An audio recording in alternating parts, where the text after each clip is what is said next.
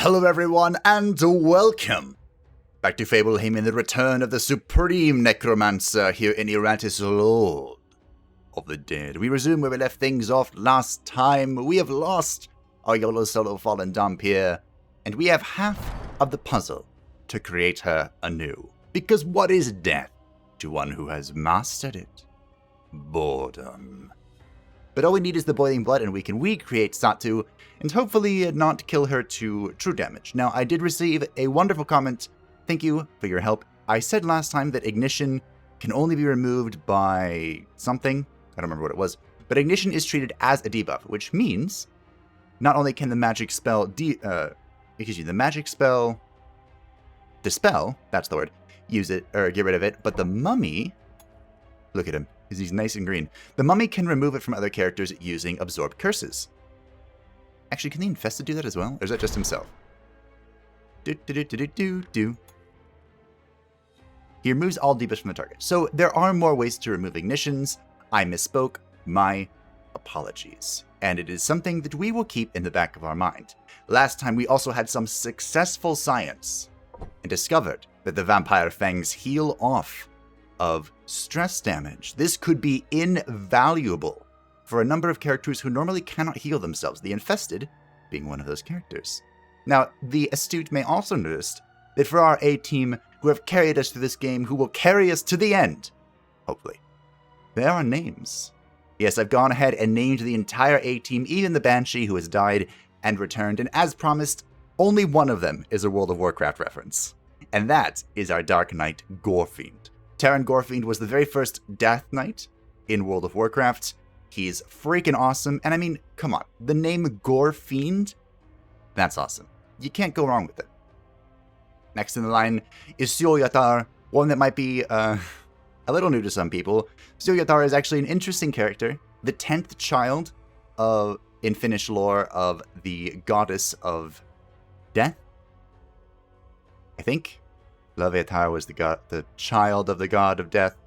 Anyway, in the Finnish lore, it's disputed whether she exists or not, but she is often referenced as the source of many maladies, and I thought, well, she debuffs people. She puts maladies on people. Syöjätär it is.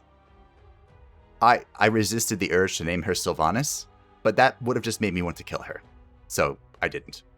I'm going to skip over the Shade for a second, because the Shade has a great name. For our Unfrozen is Élivágar. I might be saying that incorrectly, but that is the frozen river. I think its exact translation from Norse mythology is frozen waves? Ice waves? It is one of the rivers in Niflheim, one of the sources of creation according to Norse mythology. When the icy world of Niflheim met with the primordial fire of Muspelheim, the world was created. Or so it says. And I love the Unfrozen, so I wanted to give him a name from Norse mythology. You can probably tell where my interests lie just by these names alone. But yes, I'm also really glad that you can add the accents. I wasn't expecting to be able to. But thank you, Iratus devs.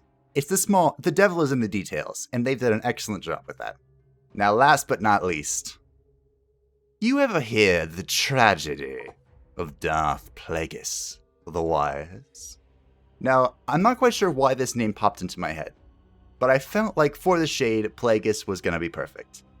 I love Plagueis. Of course, he is a Dark Lord of the Sith.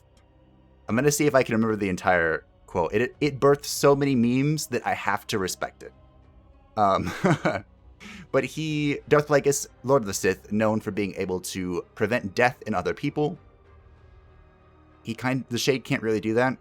The Shade is more like a bringer of death, really. But, you know, it's all good fun. And Darth Plagueis is dead, and this guy is probably dead in some capacity. Dead and brought back to life. You know. Anyway, moving on. That's our A-team. Hello, let's kick some ass. Now, I am also building a second team, because we are approaching.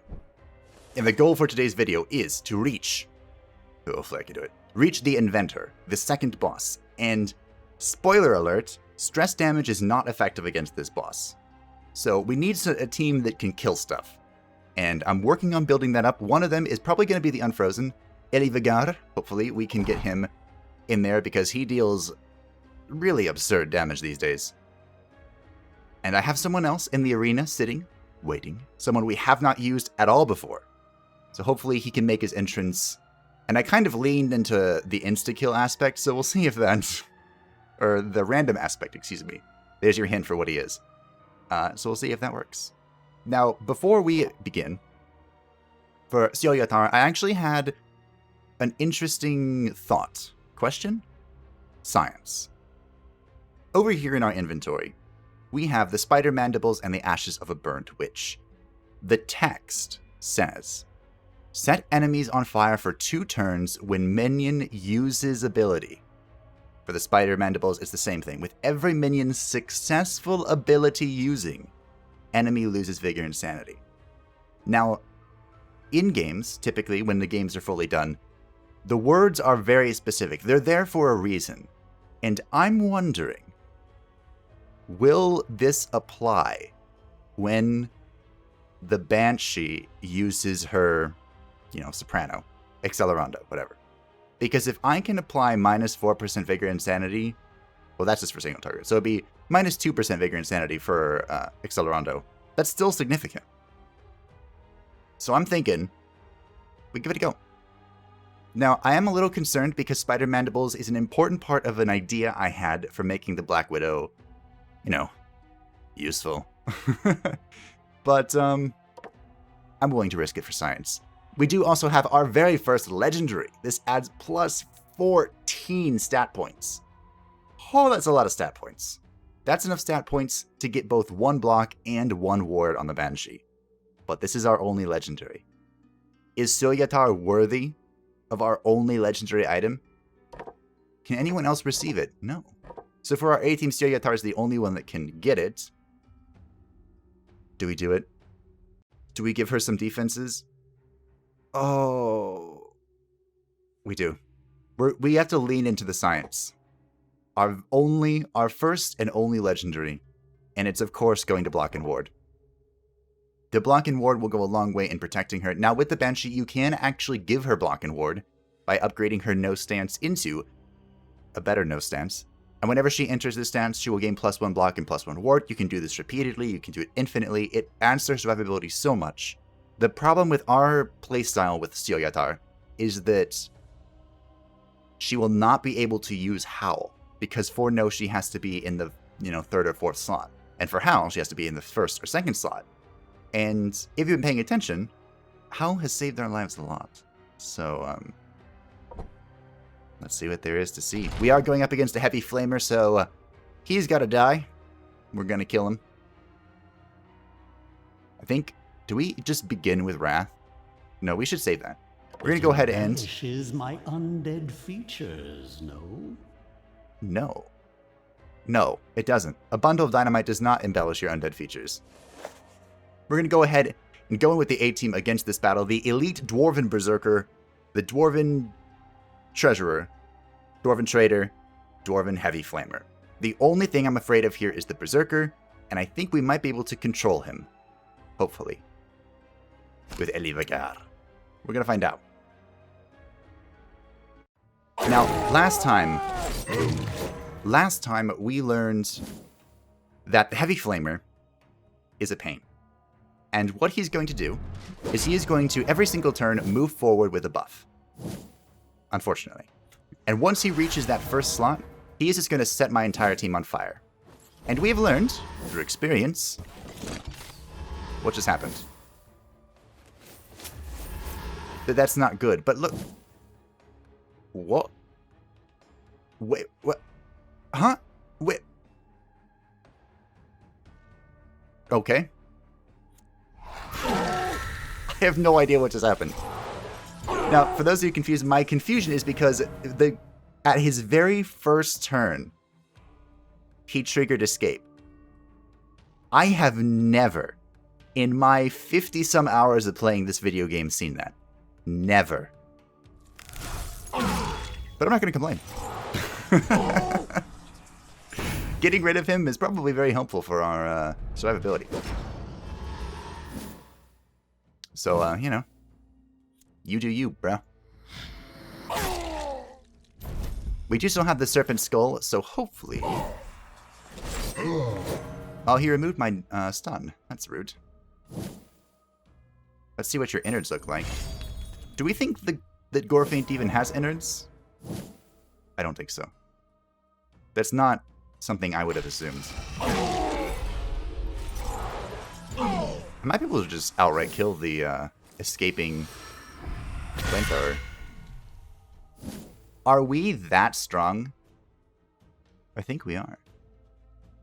I also don't think the spider mandible did anything. We did equip it, right? I'm not that insane yet.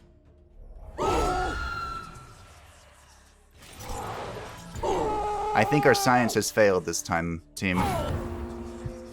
He's gonna hit really hard. Oh yeah.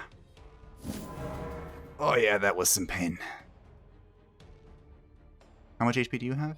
18. Strength through pain. If you're wondering why that triggered, it's because of our item. It causes damage every time I use an ability. So, I can kill the flamethrower, heal.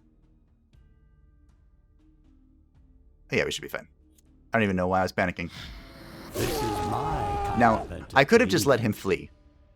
That was entirely on the table. The reason I didn't is because it was a flamethrower that killed my dear Satu. And I have made it my mission to purge this world of anything and everything that uses freaking fire. Goodbye. By the way, the trader's buff, whatever he's in stance, is very annoying. Massively annoying. So, just keep that in mind. I missed. That's kind of annoying. No stance for you. Goodbye, treasurer. Unfortunately, I haven't dealt enough stress damage to just outright kill this thing. Unfortunately. Well, this went well. But, I mean, minus the fact that our science has failed and I've wasted a spider mandible, this went well. Yeah, there's not really anything I can do here. I would like to heal, honestly. Is there a way I can do that? I don't think so. Oh yes, I forgot to mention this. I don't know why I forgot this, because this is pretty important. I wanted to thank you all for the tremendous support you have shown the series. It has blown my mind how many people have watched, liked, enjoyed, subscribed. Thank you all from the deepest cockles of my heart. I love that word. Wow, that was insane. From the deepest cockles of my heart, I appreciate you all greatly.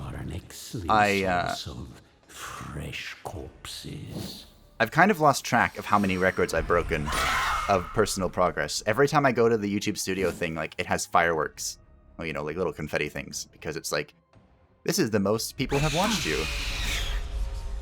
You're doing something right. Keep doing it. Thank you, YouTube. So, I just wanted to say that to appreciate all of you. Because I appreciate all of you. Mop up the gore. I'd hate to see plants using it as fertilizer. So thank you, and I hope that you continue... Oh, you can see the spoilers. Uh-oh. I hope that you continue to support the series, to enjoy your time here at Fableheim as we continue to conquer the world. Well, try to, anyway. We're getting closer. Should I heal? Kind of feel like I should. Élivágar can't heal himself, can he? I actually don't think so. He's the only character in our team that can't heal himself. It's a little depressing. And this didn't work. Also a little depressing. I'm really not sure why they were retreating, though. That didn't make any sense. Didn't make any sense at all. Lost Soul, Ghoul, Bone Golem. Eeny, meeny, miny, mo. We could pick up the Ghoul, because we have a level 1 Ghoul. I mean, our Bone Golem's also level 3. I think we're going to be using the Bone Golem, so we're going to pick him up. Level 10. Wow. Hammerer, Geomancer, Double Musketeer. Oh, dear. That's going to hurt. That's going to hurt. So, the Bone Golem, of course, big tanky lad. He is your frontline, don't die. Well, frontline, stand there and be hit by things. We actually have enough points to give him block or ward, but I don't care. So, we're not going to. We'll give him some armor resistance, why not? He does scale incredibly well with Vigor. He is one of the few characters that does. Well, you know, more health is always nice. But the more Vigor that he has, the more that he can fund his Wrath ability, the more he can fund blocks, and of course, the more that his Maim and Destroy can do. So pumping his Vigor up is tantamount to doing more damage and more things. It's very nice. But I have no idea how to build him. Like, do I just go this way?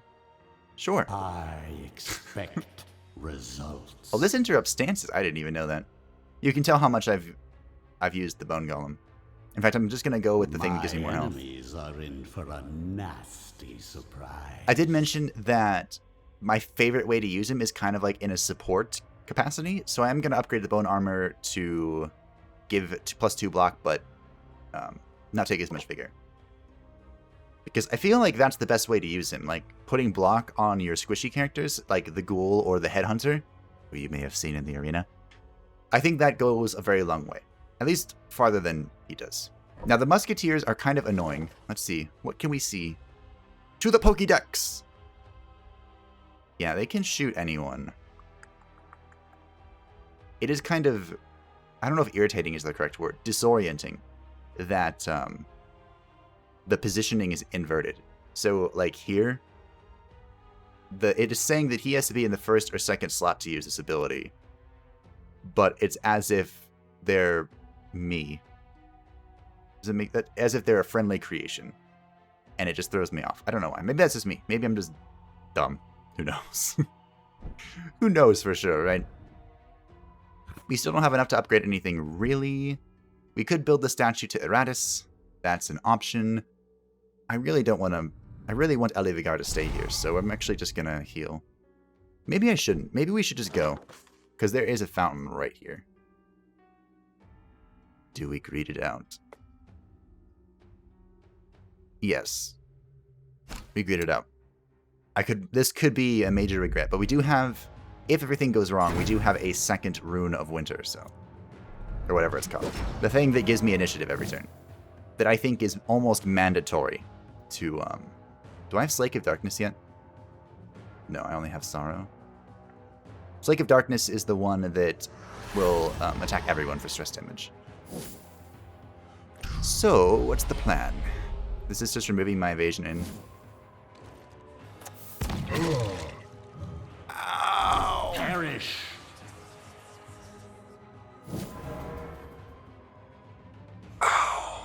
So is this...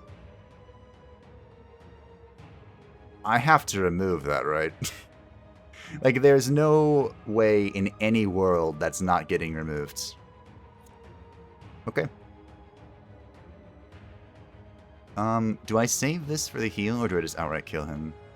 I think I just outright kill him.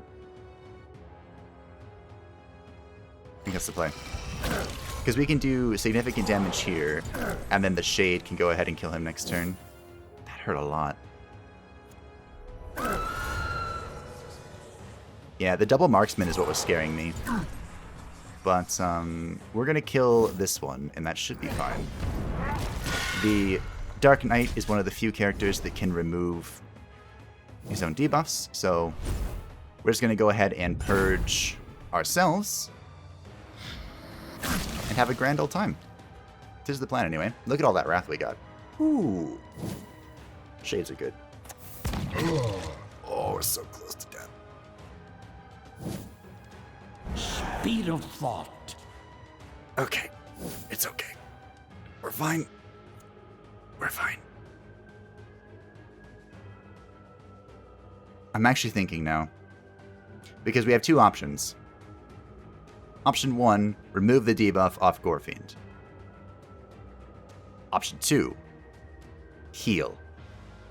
We'll recover 36 HP. We were hit for like 50, so if he hits Gorefiend again, that's not enough. Your cries are music to me. I actually can't heal again because I just used a bunch of Wrath.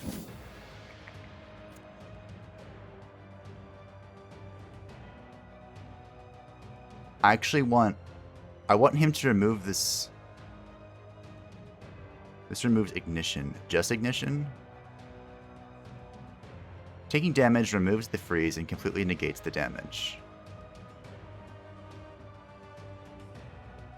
So it shouldn't matter. I can just put him in an ice cube. Do I think that the hammer is going to kill him? No.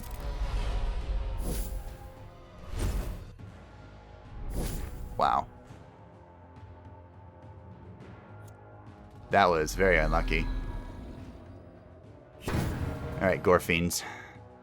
There's a lot you have to do here. And I don't actually know how to explain it all.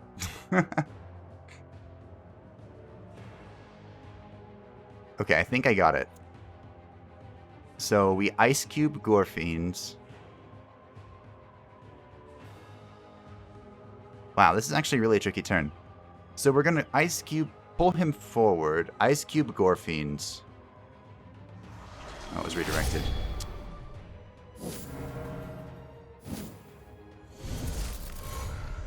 To try and heal him, and then Accelerando. What insanity is this? All. Oh, why did it have to be all remaining strength? Okay, he didn't do it intelligently. So the intelligent way that would have been to mark a target and then shoot it, and he would have been really scary. But we're fine. I'm not gonna let that go off. In no world is that happening. Strength through pain. No world. Goodbye. Oh, we survived.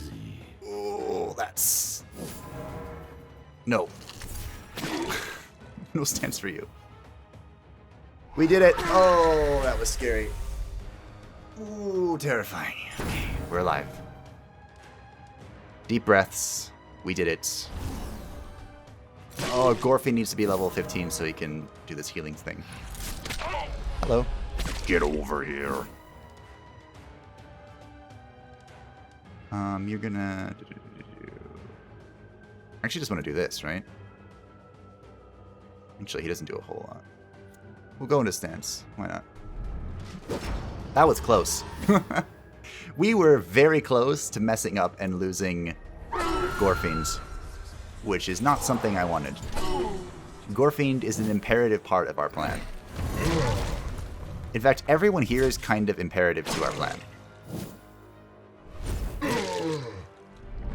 Owie. You are the weakest link. Goodbye. Aw, what? Is this 1 HP? Opposing me? You're last. You know what they say, you have to screenshot it or it's not real, right? Literally 1 hit point. I can't even heal off of that. What a disgrace. We did it, though. Soon this world will be mine. We did it. We saved our distillery. Spoiler. We saved our distillery, and now we can full heal with the fountain. The fountain of youth. We have 4 points. Both attack and initiative are 5. I still don't know what the hell happened here. Hold on. Let me...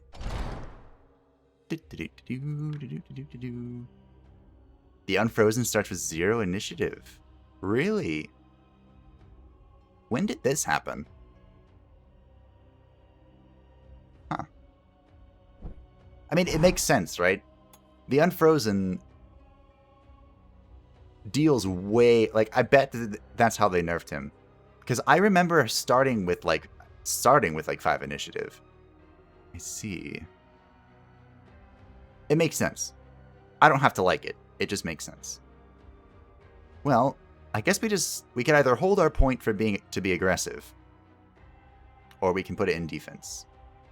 But you know what I say? My famous quote. Write it down. It's so good. You don't have to do that. Greed is good until it is bad. So I'm probably going to put weight and put points into evasion. I'm a little disappointed that the spider mandibles don't work. This wording threw me off, but you know, it is what it is. We'll see what there is to see. Alright, let's go heal. No question there. Absolutely none. Oh, dear. So what are we looking at? We're looking at an elite Dwarven Warrior, an elite Dwarven Treasurer, a Musketeer, and an elite Geomancer. This isn't that bad. Like, the terrifying part is if the Warrior scales his armor and then hits really hard, or the Musketeer marks us. The Geomancer also has an AoE stun, which would be really annoying for a group composition. But I mean, I'm not that scared. I ain't scared of no ghosts. We could also... There's really no point in removing block. We don't deal with it. So, I mean, we probably want to start popping sorrow on things. What is most annoying here? The Geo's really annoying. The Treasurer has a lot of initiative. We'll probably start off with haste, though. I want to get everyone set up. Speed of thought. It also is going to help out the Geomancer a lot. Or, excuse me. Élivágar.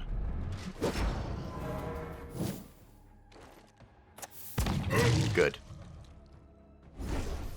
As long as he doesn't mark me, I really don't care about the damage. The damage is really not that big of a deal. Hello. Get over here. There's no hammer to redirect this time, so he's going to take it all straight to the face. His laugh even sounds like Gorefiend. Oh, perfect. I didn't even plan this. I mean, calculated. I pulled the Musketeer forward just so he couldn't mark me.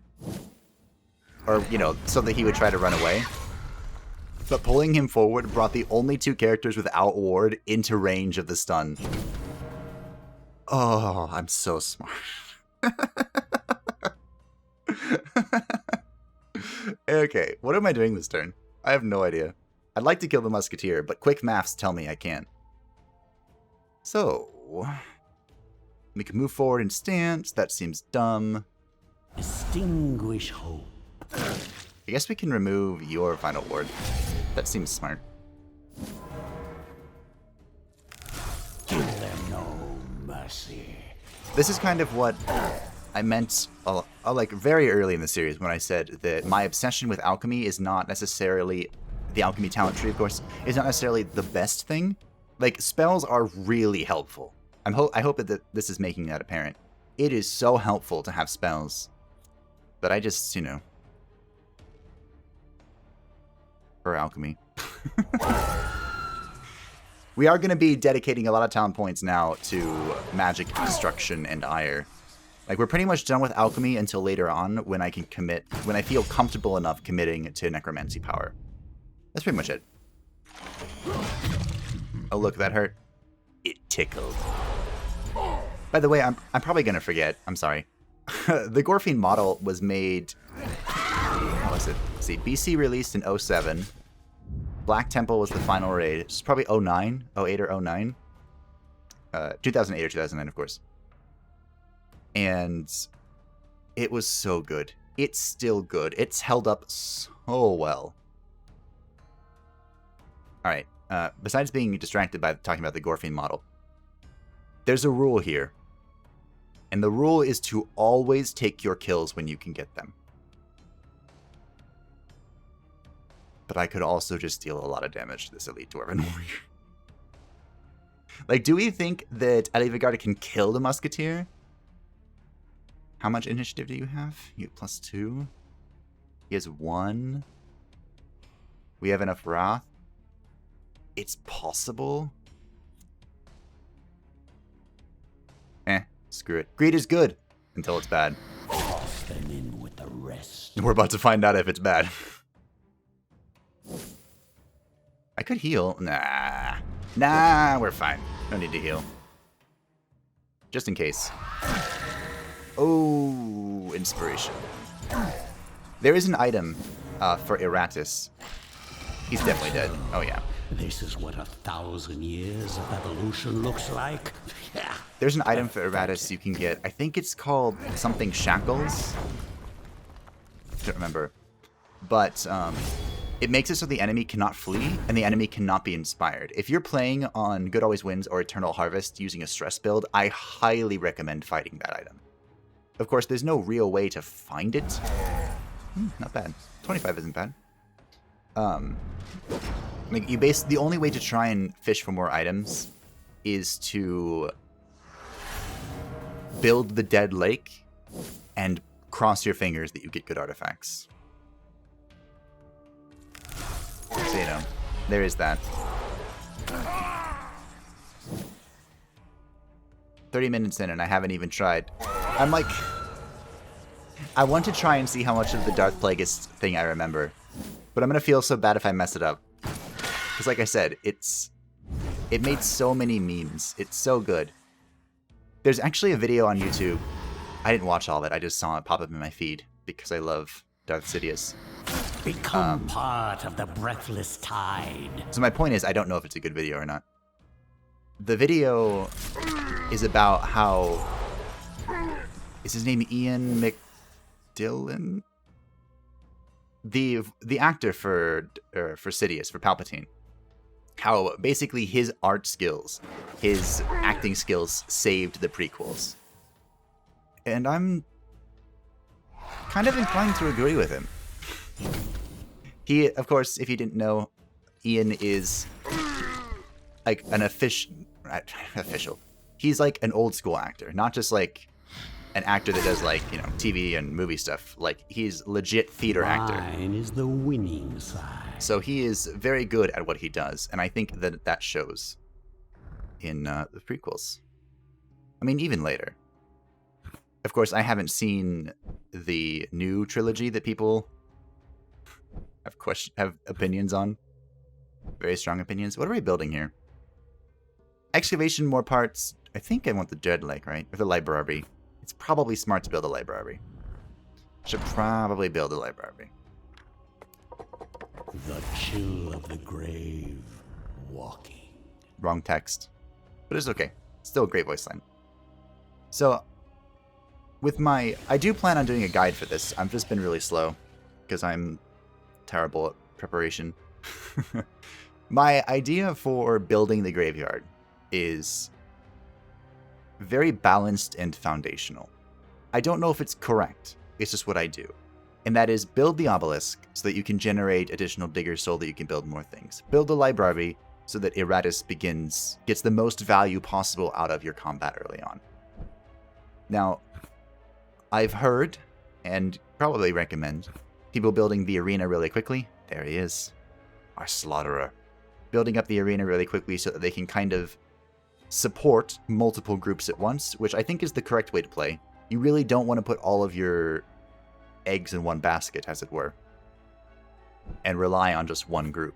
That's not going to get you very far. Like, it probably works in Cakewalk and More Paint, but when you start crossing into Good Always Wins and Eternal Harvest, oh boy, you better be prepared for multiple groups.